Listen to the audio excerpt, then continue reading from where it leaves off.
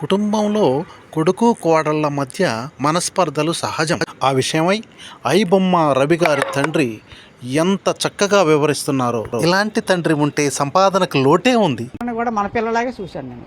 ఆ కోడలు నేను అలా ఉండదు. కోడలు కొడుకు కోడలు అందరూ ఒకటే నాకు. అల్లుడు అంటే మన కొడుకుతో సమానం, కొడుకు అంటే కొడుకే, కోడలు అంటే మన పిల్లతో సమానం. ఆ పిల్ల కూడా మన పిల్లలాగే కదా. నేను ఎప్పుడు గౌరవంగా ఆ పిల్లని చూశాను, మా పిల్లలకి చూశాను. వాళ్ళే బాగా కాకపోతే గొడవ పడ్డాము. మీరు రండి మా అయ్యగారు అని ఫోన్ చేసింది. అమ్మ గొడవలు సాధారణంగా వస్తాయి, చిన్న చిన్న గొడవలు, మీరు సర్దుకోండి అంటే మీరు రండి అన్నది.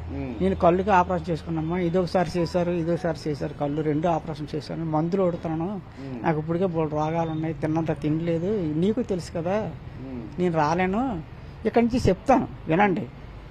నేను అక్కడికి వచ్చి నేను ఎంత కష్టపడి వచ్చి అక్కడికి వచ్చినా నీకు అదే చెప్పాలా.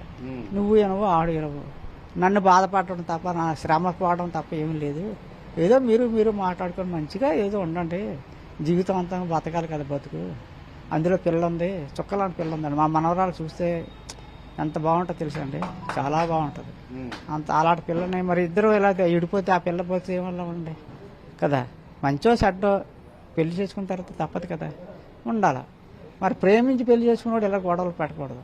ఏదో సమస్య వస్తుంది, సమస్యను పరిష్కారం. ఎంత చదువుకున్నారు కదా, చదువుకున్నారు, ఉద్యోగాలు చేస్తుంది. ఆ పిల్ల కూడా అనవసరంగా అంటే ఇప్పుడు మన ఇంటికి వచ్చిన లేబర్ని కానీ పని మనిషిని కానీ ఏమనంటే ఊరుకోదు. ఆవిడ మంచి ర్యాంకులో ఉంది, ఆవిడ అంటే ఊరుకుంటుందా?